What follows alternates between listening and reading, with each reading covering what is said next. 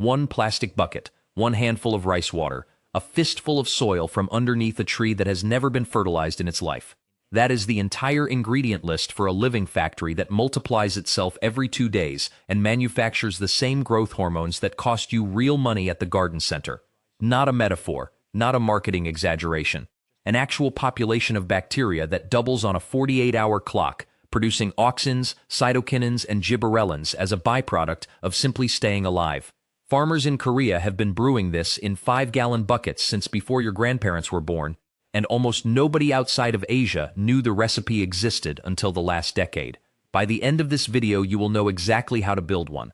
You will understand the microbiology of why it works better than anything on a store shelf. And you will understand why an industry worth billions of dollars has never once mentioned this bucket in a single advertisement. Welcome back. If you have ever walked down the fertilizer aisle and picked up a bottle that says Advanced Microbial Technology or Proprietary Biostimulant Complex and wondered what you were actually paying for, this video is going to rearrange how you see that entire shelf. Because what's inside those bottles is not something a laboratory invented. It is something that already exists, for free, in the dirt underneath every undisturbed forest on the planet. The company didn't create the biology. The company found a way to freeze it, package it, and sell it back to you at a markup most industries would never dare attempt. What you're about to learn is how to skip the bottle entirely and grow the exact same biology yourself in your backyard for less than the cost of a cup of coffee. This story starts in South Korea in the years right after the Korean War, when the country was rebuilding its agriculture almost from zero. Western chemical fertilizer was being introduced everywhere as the solution to hunger and low yields, and for a season or two it worked exactly as promised. Fields that had struggled for years suddenly produced more grain than anyone had seen. But the farmers who had worked that same land for generations started noticing something the chemical companies never mentioned. Each year, the soil needed a little more fertilizer to produce the same result. The ground grew harder, earthworms disappeared. Plants that used to shrug off disease started dying from problems nobody had names for. The soil, in the most literal sense, was starving to death while being fed constantly. One farmer, a man named Cho Han-kyu, refused to accept that this was simply the price of modern farming. He had grown up walking through Korean forests, and he remembered something the fields no longer had. Underneath the fallen leaves of any old forest, the ground was soft, dark, and alive. Nobody had ever sprayed a chemical on that forest floor, and yet trees there grew taller and lived longer than anything on a fertilized farm. Cho Han-kyu asked a question that would occupy the rest of his life. If a forest can feed itself forever with no outside input, why can't a farm do the same thing? He spent decades studying exactly what made forest soil different. The answer wasn't minerals. It wasn't some secret nutrient hidden in the dirt. It was life itself. Billions of bacteria, fungi, and microscopic organisms living in a self-sustaining web, constantly breaking down organic matter and feeding it back to the plants above them in a form they could use immediately. He realized that if you could capture a sample of that living forest soil, multiply the organisms inside it under the right conditions, and then spread that multiplied culture across a farm field, you could essentially transplant an entire forest's worth of biology onto cropland. He called the organisms he collected indigenous microorganisms, and the farming method he built around them became known across Korea as natural farming. His technique worked, but it was slow and technical, requiring multiple stages spread across several weeks. It took his son, a man named Cho Yong-soo, to simplify it into something almost anyone could do in a single container. Where the father's method took a month, the son's method took 2 to 3 days. He called his simplified brew a microbial solution, and he made a decision that changed how this knowledge spread across the world. He refused to patent it. He refused to sell it as a proprietary product. He published the entire process for free, online, in books, in lecture videos, teaching farmers across dozens of countries how to make it themselves without paying a single company a single dollar. Now here's where the story gets genuinely strange, because on the other side of the planet, in a completely unrelated field of research, American scientists were independently discovering pieces of the same puzzle. Back in the 1930s and 40s, researchers working with plant pollen noticed something odd. When they applied extracted compounds from certain pollen onto plant tissue, growth exploded. Stems stretched. Cells divided rapidly. Whatever was inside that pollen was more powerful than anything botanists had cataloged at the time. The findings sat mostly ignored for decades, because nobody could isolate the actual compound responsible. It wasn't until government researchers went back to the question, decades later, processing hundreds of pounds of raw pollen just to extract a few milligrams of pure material, that they finally identified what was happening. The compound turned out to be a steroid, an actual steroid hormone, structurally similar to the hormones that regulate growth in animal bodies, except this one was made entirely by plants. It became known as one of the major classes of plant growth hormones, sitting alongside the handful of others that had been discovered up to that point.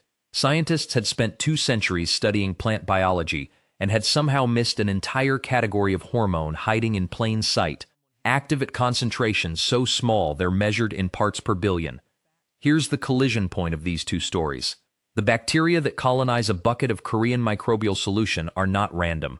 Independent research conducted over the following decades, published across dozens of peer-reviewed agricultural and microbiology journals, has confirmed that specific bacterial genera dominating this kind of ferment actively manufacture plant hormones as a normal part of their metabolism. These bacteria produce the auxin that tells roots where to grow. They produce the cytokinins that trigger cell division and new shoot growth. They produce gibberellins that control stem elongation and seed germination. Some strains even produce compounds that mimic the steroid hormone discovered decades earlier in that pollen research. The soil in every healthy forest on Earth has been quietly producing this exact chemistry for hundreds of millions of years, long before any laboratory gave it a name. So when you brew this bucket at home, you are not making a fertilizer in the traditional sense. You are building a small, self-sustaining bioreactor. You feed it a starch source so the bacteria have fuel. You feed it minerals so they have the raw material to build enzymes and hormones. You inoculate it with a living population collected from soil that has never been sterilized or disturbed. And then you simply wait, while an explosive chain of bacterial reproduction takes over inside the container. Within a single day, the population is already climbing. By the second day, it has doubled, sometimes more than once, depending on temperature. By the third day, the culture is fully active, dense with organisms that are pumping out plant hormones far faster than they would in undisturbed soil, because they are swimming in food and have no competition to slow them down. When you pour the finished liquid onto your garden, you're not just watering your plants. You are delivering a live hormonal cocktail: auxins to drive root development, cytokinins to push new growth, gibberellins to trigger germination and elongation, trace steroid compounds that regulate stress resistance, organic acids that unlock minerals already sitting dormant in your soil, and underneath all of it, a population of living bacteria that keeps working in your garden for weeks after you've applied it, continuing to multiply and continuing to produce hormones long after the bottle equivalent would have been rinsed down the drain. There is genuinely no commercial product that replicates this. Not because the science doesn't support it, but because a living bacterial culture cannot survive being bottled, shipped across a country, and left sitting on a warehouse shelf for 6 months. The exact biological activity that makes this brew so powerful is the same biological activity that makes it commercially impossible to package.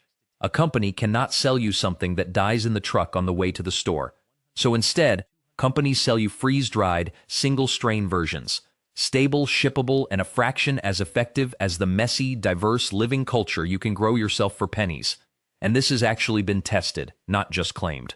Independent agricultural research comparing diverse multi-strain microbial brews against single-strain commercial inoculants has repeatedly found the diverse cultures outperforming the isolated products.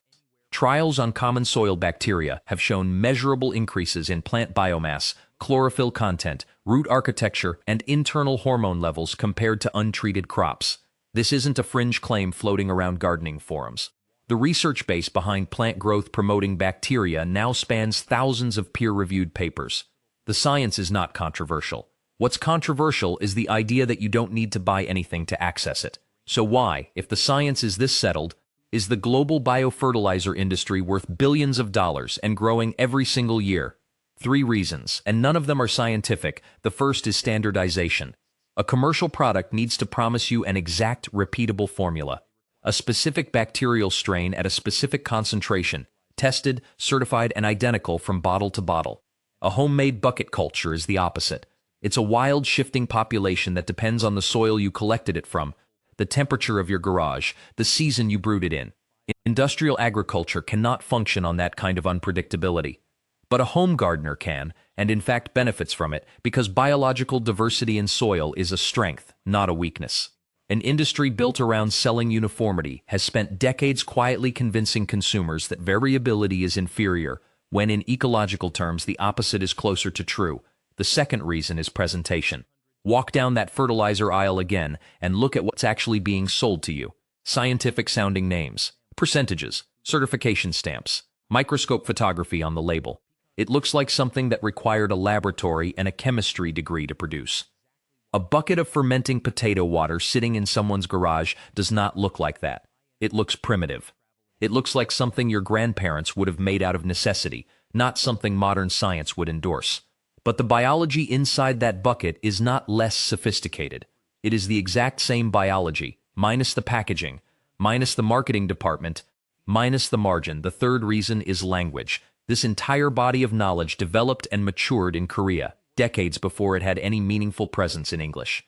The original teaching materials, the lecture videos, the field trial data, all of it existed first in Korean, spreading through farming communities across Asia and later Latin America long before Western gardeners had ever heard the term.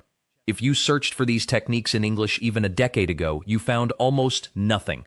Search in Korean, or increasingly in Spanish and Portuguese as the knowledge has spread through translation efforts, and you find tens of thousands of detailed guides, videos, and community discussions. The technique was never secret. It simply lived on the far side of a language barrier that most of the Western gardening world never bothered to cross. Now, the recipe. This takes about 5 minutes of actual effort, and then the biology does the rest of the work for you. You need a plastic bucket, roughly 5 gallons. Do not use metal. Metal can react with the mild acidity that develops during fermentation and interfere with microbial activity. You need clean water, free of chlorine. Tap water straight from the faucet will kill the bacteria before the culture ever establishes itself, because municipal chlorine is designed to do exactly that. If chlorine is your only option, leave the water sitting uncovered in the sun for a full day and the chlorine will dissipate on its own. Rainwater is ideal if you can collect it. You need a starch source, and plain potatoes work perfectly. A pound or so, washed but unpeeled, cut into chunks and boiled until soft enough to mash with a fork. Keep the starchy cooking water. That liquid becomes fuel for the bacterial bloom. You need a small amount of unrefined salt, sea salt or rock salt, never iodized table salt. The trace minerals in unrefined salt help regulate the fermentation environment and favor the beneficial organisms over the ones you don't want multiplying. And you need the actual inoculant, the piece that makes this whole process work. Find an area of undisturbed forest floor, ideally under deciduous trees where leaves have been falling and decomposing undisturbed for years. Push aside the top layer of leaf litter and dig down a few inches into the dark, loose, fungal-rich soil underneath. That soil is your starter culture. If you can't reach a forest, well-aged compost or worm castings from an established bin will work as a substitute. Though forest soil produces the most diverse population, assembly is genuinely simple. Place your boiled potato chunks into a cloth pouch or an old sock and tie it shut. Do the same with your forest soil in a separate pouch. Submerge both pouches in your bucket of non-chlorinated water. Stir in your salt. Cover the bucket loosely, enough to keep insects and debris out, but not sealed airtight because the fermentation process produces gas that needs somewhere to go. Set it somewhere shaded, ideally in a moderate temperature range. Ambient garage or shed temperature works well in most climates, then you wait. Within the first 12 hours, the bacterial population is already climbing. By around the 1 day mark, you'll start to see foam gathering on the surface. By 2 days, that foam should be thick and visibly active, sometimes with small bubbles rising through it. That foam is your signal that the colony has hit its exponential growth phase. In warmer conditions, the brew can be ready to use in as little as 2 days. In cooler weather, it may take closer to 4. The foam is always your indicator, not the calendar. To use it, dilute the finished liquid, roughly 1 part brew to 10 parts water, and apply it as a soil drench around the base of your plants. For general maintenance, once every couple of weeks is plenty. If you're actively trying to rebuild depleted or compacted soil, weekly applications during the growing season will accelerate the transformation. And here's the part that turns this from a one-time project into a permanent, self-sustaining system. You don't need to go back to the forest every time you want a new batch. Once you have a successful, actively fermenting culture, you can use a portion of it, roughly half a cup, to start an entirely new bucket. Add it to fresh water, fresh potato, fresh salt, and skip the forest soil step entirely. The culture propagates itself indefinitely as long as you keep feeding it. One trip to the forest, and you have a microbial culture that can keep multiplying for as many growing seasons as you're willing to keep feeding it. There are a few ways experienced growers push this further. Some add a handful of raw rice alongside the potato for a broader mix of starches and to introduce additional bacterial diversity. Others aerate the finished brew for a day using a simple aquarium pump, which shifts the population toward more oxygen-loving species and can boost certain hormone outputs. Rainwater over tap water is consistently recommended by practitioners who have been brewing this for years, since the trace minerals naturally present in rain feed the culture more effectively than purified water does. In warmer climates, a small amount of molasses or brown sugar is sometimes added to kickstart the initial bloom faster, though it isn't part of the traditional formula and is entirely optional. The applications for this go far beyond a backyard vegetable patch. In Korean orchards, versions of this exact brew are used as both a soil drench and a foliar spray on fruit trees. Rice farmers across Southeast Asia flood diluted versions directly into standing paddy water. Vineyards in South America have used similar microbial cultures to rebuild soil that had been degraded by years of conventional chemical farming. Smallholder farmers across parts of Africa have used comparable brews as a full replacement for synthetic nitrogen fertilizer on staple crops. And in cities everywhere, from backyard hobbyists to community garden collectives, people are running a bucket or two continuously through the growing season, treating everything from container tomatoes to fruit trees with it. The reported results, consistently, across all of these different contexts, follow the same pattern. Compacted soil loosens within a season. Sandy soil starts holding moisture better, plants show noticeably stronger disease resistance, yields climb, and most importantly, the garden becomes progressively less dependent on outside inputs over time because the microbes you introduced establish themselves permanently in the soil and keep reproducing and producing hormones on their own, long after you've stopped actively applying the brew. Now, some honesty about the limits of this, because a technique this good deserves an accurate picture rather than an exaggerated one. This brew is not a replacement for basic soil health fundamentals. It will not perform miracles on soil with zero organic matter, because the bacteria still need carbon to feed on, and there's only so much they can accomplish without something to eat. It's also temperature sensitive. Fermentation slows dramatically in cold conditions and stops working entirely if it freezes. The finished brew doesn't store well either, typically staying useful for only a couple of weeks at room temperature before the population shifts and the batch starts to smell off. This isn't something you stockpile. You make it, you use it fairly quickly, and you start the next batch. Very young seedlings can also be sensitive to the acidity and microbial load of an undiluted brew, so always dilute properly and watch how new plants respond before scaling up. One safety note worth repeating clearly. The salt in this recipe matters, but only within the proportions described. Too much salt, applied repeatedly over time, can damage soil rather than help it. Stick to a small measured amount, always dilute the finished brew before applying it to plants, and never use undiluted culture directly on anything. And the market numbers here tell the same story they always tell. The global biofertilizer industry is worth billions of dollars today and is projected to keep growing at a double-digit rate for years to come. A significant share of that market is made up of exactly the category of bacteria we've been talking about, the ones that produce plant hormones as part of their natural metabolism. Major agricultural chemical companies dominate that market, selling freeze-dried, single-strain versions of biology that already exists, for free, in the dirt under every healthy forest on the planet. A retail jar of one of these standardized bacterial products can sell for the price of a nice dinner out, representing a production cost that is a small fraction of that price.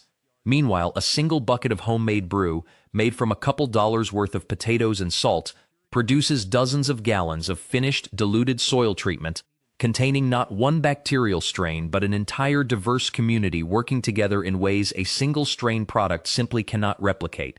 This pattern isn't unique to this one technique.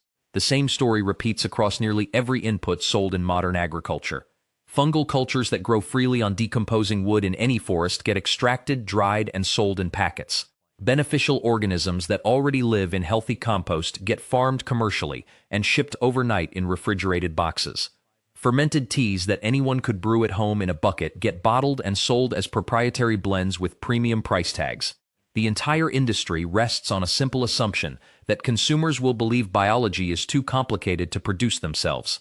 That assumption has been cracking for years now as natural farming methods, regenerative agriculture communities, and permaculture practitioners have spread this knowledge across borders and across languages far faster than any single company can control.